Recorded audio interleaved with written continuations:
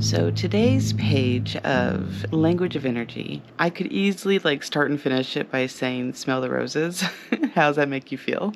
But I wanted to kind of flesh it out a little bit. And I thought about this page all week because in my own personal experience, the language that we speak and the emotions we feel and bringing those together has been a very long process for me personally. Other people might come to it naturally. And it's something I read in witchcraft books, but they never really go into understanding how to connect your feelings with intentions, with spell casting. It's kind of a do this, but no in-depth how to do that. And so that's kind of my goal today. And I figured the best way to start it is to talk about a moment that it all kind of tied in together for me. And that was at a yoga class where another attendee happened to be an elder of mine, and she was blind. We used to kind of chat before and after class, as you do. And something that she said really stuck with me. Before I would arrive to class, I was very small, and I was a little puzzled by what she meant by that. She then explained that once I grounded and started to breathe and really just got into my body, that my energy filled the room. And she could tell exactly where I was at. So, of course, this made me a little self-conscious, and I wasn't sure what she was talking about. And so we sat down and just talked. And to kind of sum up that chat, she told me that being blind allows her to truly see people. She sees them by their energy. She said she could sense where they were by the way that sound differential was. However, when she would be in a room, she could tell if it was busy or if it was nearly empty. She began to recognize people by the energy that they lived in, the energy that came off their body. And this is more than just feeling sad or happy, she explained. There's a signature that people have, and that she felt that because she was blind, she was able to explore this in a deeper way and be able to truly see people, which is such an interesting concept that for me, having my sight, I've never thought about that. That's one of the beautiful things of chatting with people and seeing the different perspectives that we all have of our lived experience and how that can teach us and guide us. And she encouraged me to embrace the world that way. And I, now years later, have adopted this into my witchcraft and understanding how I perceive the world through the way that I see it, the way that I hear it, and the way that I feel it. But to start with, let's go into the language of humans. Really wasn't sure what to title it, but so the language of humans is just kind of simplistic, and there it is. So there is power in language. Bringing thought into the vibration of sound and then releasing it into the world is magic, or a powerful thing.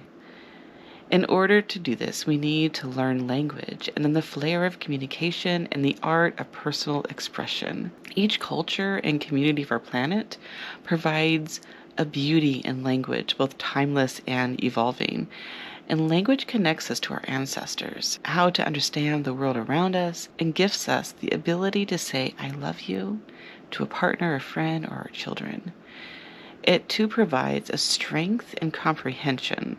So language in itself is very, very important. And in my last video, I did mention how only humans name everything. And watching that video again, it feels like I'm saying that in a negative sense, but that's not the way I intended it. Because language gives us the ability to name everything, to provide that beautiful connection so that we can communicate it, so that we can connect with other people with like mind, with experiences. If we need to heal from things, language gives us the ability to work through things, right? So, but in this conversation, I wanted to kind of focus on how it can also limit us and sometimes, I don't know if this is the way it is in other places in the world, but in my experience and some of the people in my inner circle, when we talk about language and emotion, there tends to be a lot of detachment in talking and communicating, separating feelings. In the United States, for where I grew, not being too emotional or too involved with your story or situations, puts kind of a stigma, a shaming on connecting language and emotions together. And I think in my lifetime, so I'm nearly 50, I have seen an evolution in accepting that therapy is good because it helps us with our emotional maturity. It helps us grow and understand the world around us so that we can move forward in the most positive way we can. So when we look at language, when it limits us and how it can lock us into defining words, giving way to how we humans may title people and things with social norms and various levels of judgment. So, like me being autistic, I know that when I demask in public and I start doing like any of my stemming, or I have a habit of repeating words, I notice a lot of people stare at me like there's something wrong with me. And I realize that I just need to let that go because that's on them. It's not on me. I'm just being my authentic self.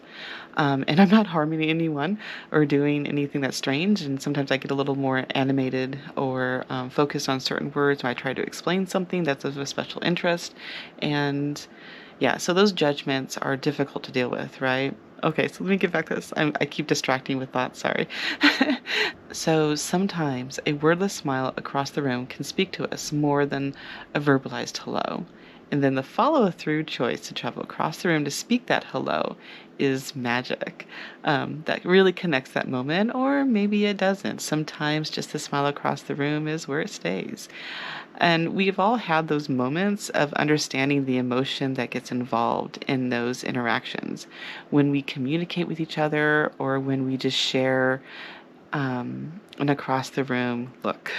Okay, so how does that play into witchcraft? So for me as a witch, sharing this idea with language is only possible because when I wander in the woods or present in silence with a friend or a stranger, I really notice the difference in how I and the surroundings feel. So learning to read a room, as we may say, is a teaching in awareness and in magic. Maybe because I'm on the spectrum, I tend to be a little more sensitive, but we all do notice the stimuli environments and the sensations of the world all around us.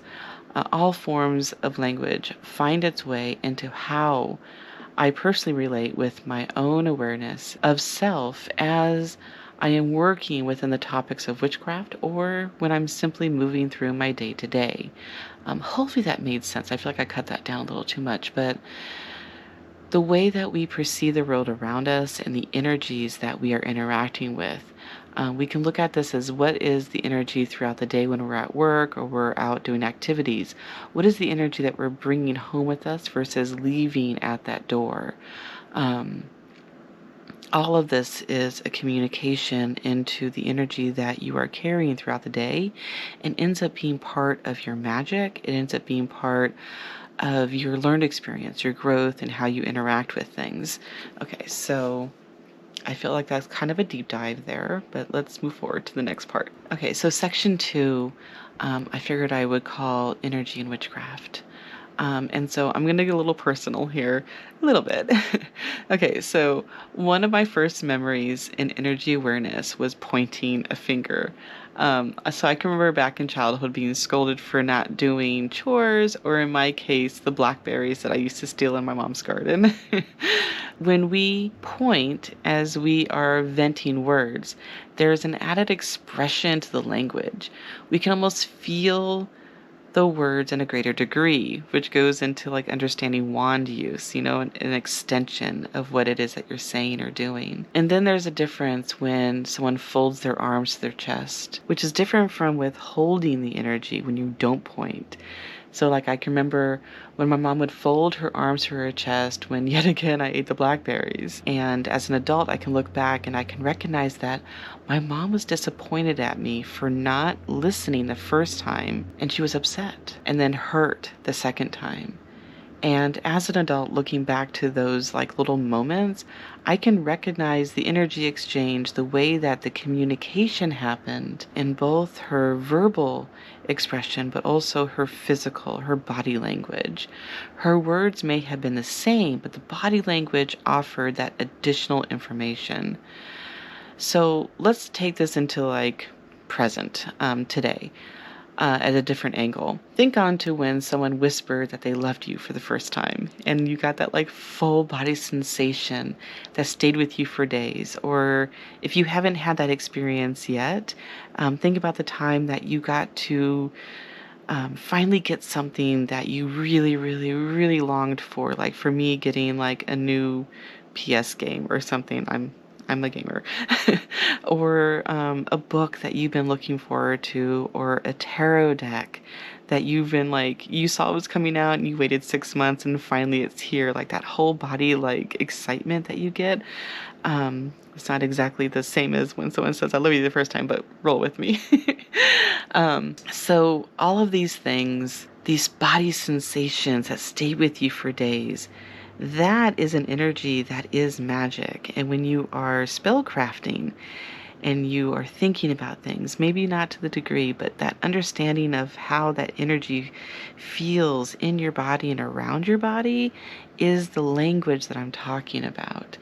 And we can really see this when like the words that embrace us with energy, like I love yous, the same I love you coming from like a YouTuber or a content creator isn't going to hit the same way. It's not going to feel that power. It's not going to have that same feeling of like the butterflies and the tingling sensations, the way that it makes you feel that joy. It's going to be friendly from the content creator, but there's an element of emptiness to it because it's just words at that point. There's no emotion being shared, you know? It can be like connecting. I know like the parasocial stuff, but it can feel nice to have someone going, okay, I love you guys, kind of a thing. But I always find the emptiness in that. It's just a way to say, okay, see you later. Or in Minnesota, I've learned like, okay, let's have coffee, but it's just like a way of being nice. You don't really mean it. So language matters. Both verbal and nonverbal language is a complete communication.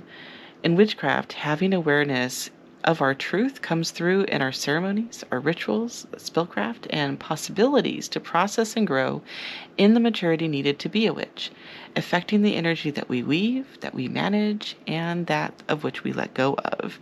So understanding like that, like I was talking earlier, that sensation of I love you, those sensations that you feel in your body, that is the energy that when you're setting an intention for witchcraft, that is the energy that we're seeking to draw, that we're seeking to create, that is the intention setting that then is let go of when we cast the spell.